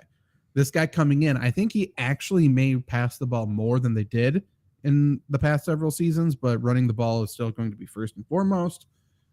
Still, Dak Prescott's going as quarterback 9. He got hurt and missed a bunch of time last year, obviously, after the first week. He finished as a top 10 guy 6 times in the final 10 weeks of the season, and that's when they just started airing it out a bit more. But yeah, he's going as quarterback 9, 83 overall. Are you comfortable with Dak as your quarterback 1? Because I think I am. I think I like that position. I think I am too. Is Schottenheimer calling plays? Do we know this? I would assume, but I don't know. I like him more QB1 if he's calling plays than McCarthy. Agreed. But I mean, Dak's, he's kind of in that Kirk Cousins territory, right? Where he's just kind of been a steady quarterback. You get big weeks every now and then. You don't get too many low light weeks. I'm with Dak Prescott. I'm not. Don't get me wrong. I'm not searching out to get him because I don't necessarily know that Dak Prescott wins you a championship. But I think you can do much worse at the quarterback position than Dak Prescott. True. So, Luke, I missed the entire second half of your thing. I paused, and then suddenly you were done talking when I came back into it. Basically, all I said is, you get. It's like that Kirk Cousins kind of player. There's good weeks and not a whole lot of bad weeks. You could do worse at quarterback, but I'm not seeking out Dak Prescott to draft. I'd agree. I don't mind him. He's not a sexy pick. He's not a guy I want to see at my quarterback every week. But if he is, I'm not going to beat myself up over it. Yeah, I mean, so like I said, he got hurt, missed a bunch of time. From week 8 on last year for the fantasy season, so I'm taking off week 18. His worst finish was quarterback 17, which, that's not a great week, but that's not bad at all. He finished number 1 overall one time. He finished top 10 4 other times in that span, it looks like. So, yeah, I mean, he's solid. He's got good receivers there. I think they get better. They added Brandon Cooks. They got rid of Dalton Schultz. And they need answers at the tight end position, which is still going to be featured, I think. But theoretically, this offense should be better than it was last year. Not necessarily for fantasy numbers because what's the douchebag's name that they had? Mike McCarthy. No. He is. I'm starting to come around on McCarthy. Yeah, McCarthy's not a douchebag. It's just funny to make fun of him. Yeah, the offensive coordinator for the Chargers now. What's his name? Kellen Moore. He sucks. But he airs the ball out, so like fantasy numbers are good.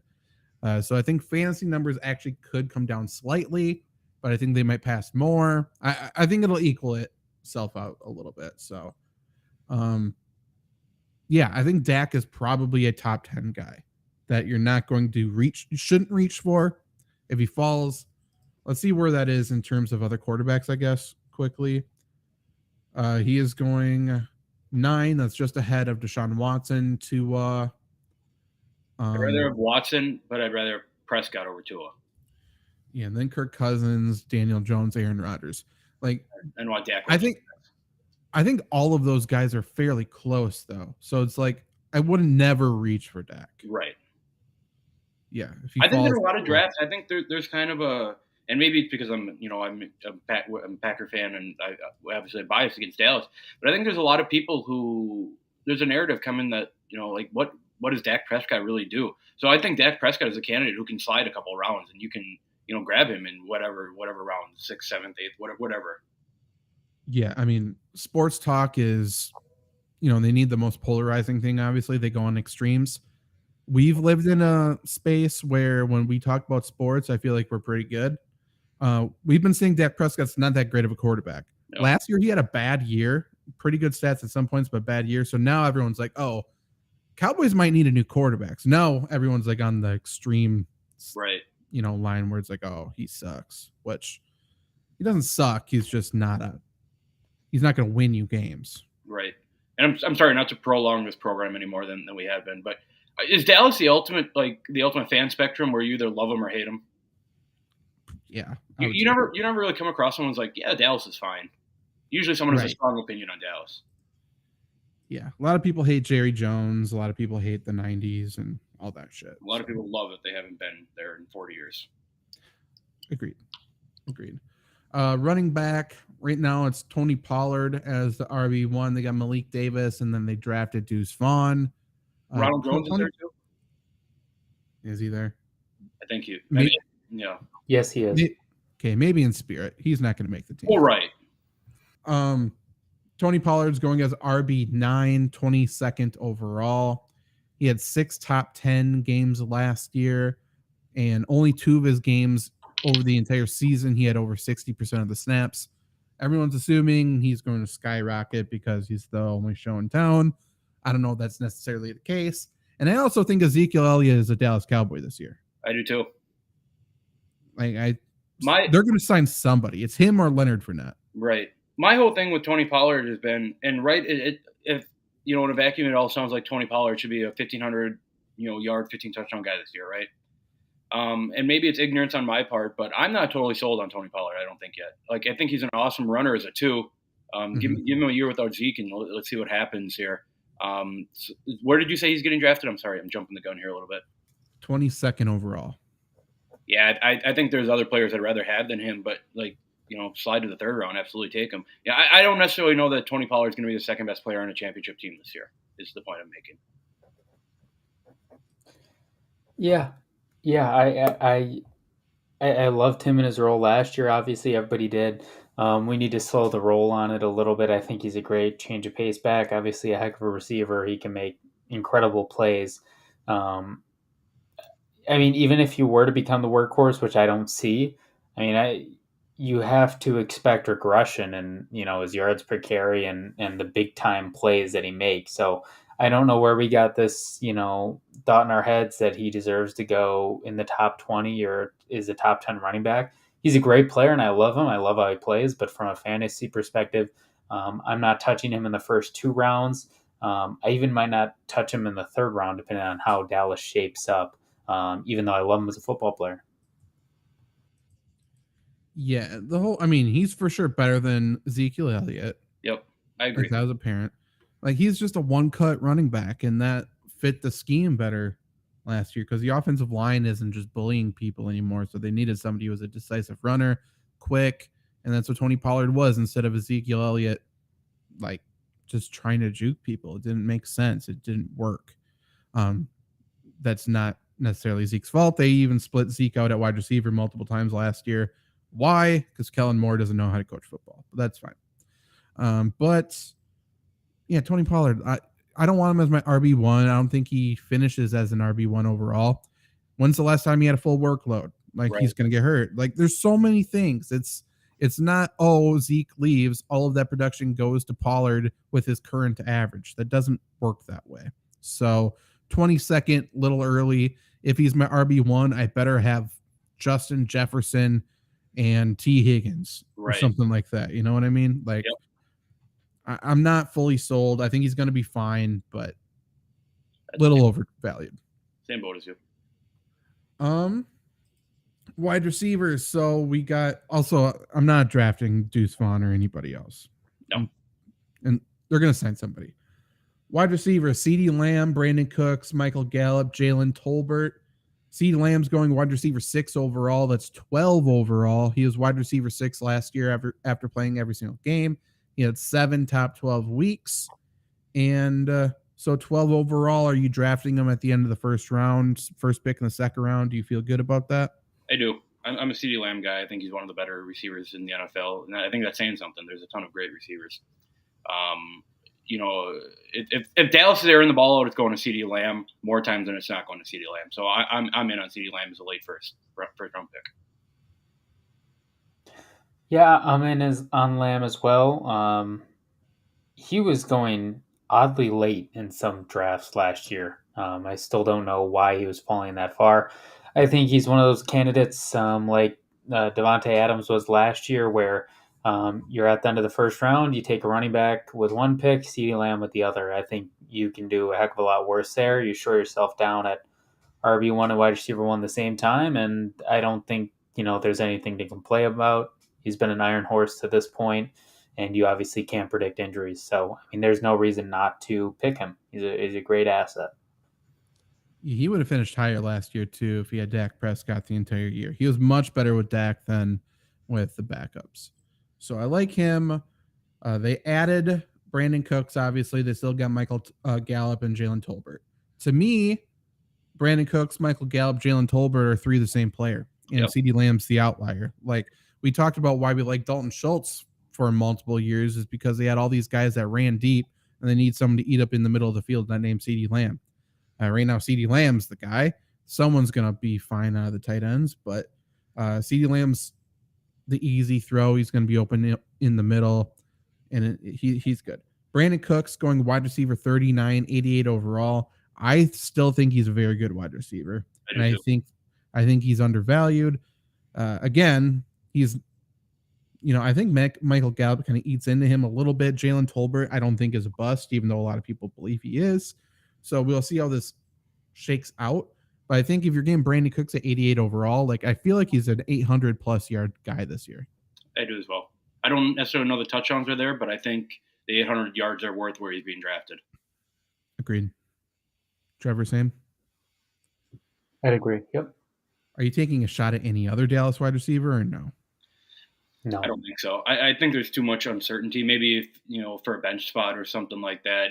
I don't think I'm taking a shot on a receiver if I need to rely on him.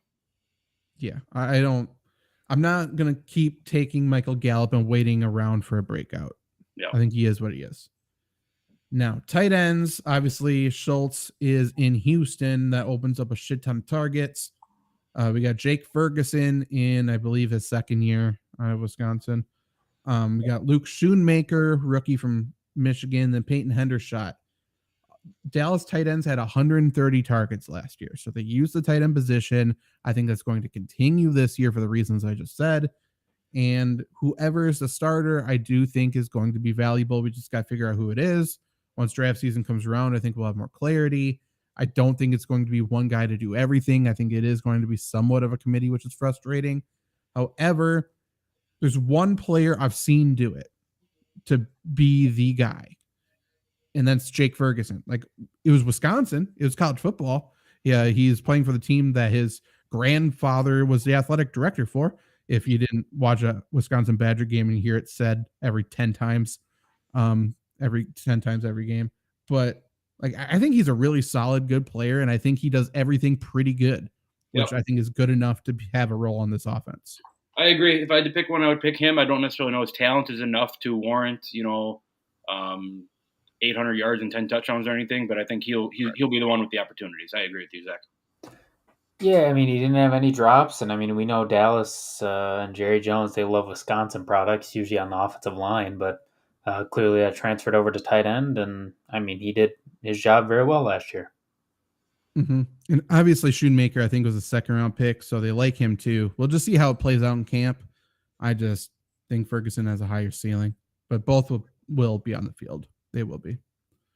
Best value pick from Dallas, probably the tight end, probably Jake Ferguson for me. Probably. I mean, I'll throw in a vote for Brandon Cooks, but probably tight end. Okay. Maybe even Dak, to be honest. Not terrible. I don't know who's going ahead of him. Really quick. So Dak's going quarterback 9. He's going behind Trevor Lawrence, Justin Field. Yeah. I mean, I don't love Trevor Lawrence, but I'm not taking him ahead of Justin Fields and stuff. Yeah, agreed. Okay, well, we just concisely broke down the NFC East. How many divisions have we done? I think we've done 5 or 6, 4 or 5 now. 4. We just finished the NFC. And this has been the longest one, and I think that's the testament to how many, I think everyone needs to know what's going on with the NFC East. I think there's a lot of value in the NFC East this year. There's a lot of what the fuck are these teams doing at wide receiver. There's a lot of question marks, but we know there's value to your point. We know somebody's going to be a producer. We just got to talk through it. And there's a lot of changes over the offseason because these teams are all contenders. Yep. We saw 4 pretty good teams last year, 3 make the playoffs. So, yeah. and maybe this is a dumb question, but it's kind of going off the Zach. You asked, are you comfortable taking Saquon in the first round? Do you guys have a comfortability over Saquon or CeeDee Lamb in the first round? Probably CeeDee Lamb. Interesting. I can be on Saquon, but I like I think CeeDee Lamb, he might lead the NFL in targets this year. If I hear Saquon Barkley's at camp and doing absolutely everything, that could sway me. I just don't think he's that kind of guy. Sure. Yeah, I'd go CeeDee Lamb too. Yeah, I think it's close though. But tomorrow again, 7 Central, we will be live once again breaking down the other Eastern Division. We're starting with the AFC East and the AFC. So obviously Aaron Rodgers comes to town. We got the Bills. We got the Dolphins, who were super fantasy relevant. Patriots, what the hell are they going to do? There's a lot of confusion in that division as well. Agreed. And I know we're on our outro here. Let's put a pin in Randy's question about thoughts on the rumors of players gambling, because I think that could be an interesting conversation. Let's save that for when we have more time. I agree. And I mean, in terms of just the thought of them, they might get 1-year suspensions. I think it's probably right. I think they're going to make examples out of everybody. Yep. They have to. Their only saving grace is that the NFL didn't educate people enough in terms of I think Jameson Williams has a leg to stand on it in terms of reducing his suspension. Sure. Agreed. And Arby's has the best fries. No, Chick-fil-A. I've never had Chick-fil-A's fries. Waffle fries are always soggy. They're never crispy. No. That's true. Okay, well, we'll dive straight into this heated conversation. Hey, if you want us to do a taste test of any of your fast food places, Randy, let us know when we're up in Ocano. We'll do some of those if there's enough love for them. There's not a lot of fast food places in Ocano. Don't kill my idea right before I even. Okay, we'll be back tomorrow. Again, if you are listening to the audio only format, which will probably be a week later or so, definitely share the show and subscribe and let us know what you want to see, because we are going to be doing probably a lot of fantasy football shows in audio format this year. Some of it being with groups like this, some of it possibly just being individual people talking. So let me know, and let me know other guests that you want on the show as well. If I do solo shit, people from other companies that might want to jump on and tell me I'm wrong about something, go ahead. See how Bruce Irons. Okay. I would imagine. Fuck that guy. I would imagine in a month from now we'll get Lombardi Sweep will be back up and going. So subscribe to that as well. Lombardi Sweep, FlurrySports podcast, Playing Catch Up podcast, Yeah, I Don't Think So podcast, and hey, go subscribe to Inside the USFL, which didn't have a show this year, but it was a good show last year. It was a great show. Yeah. Okay.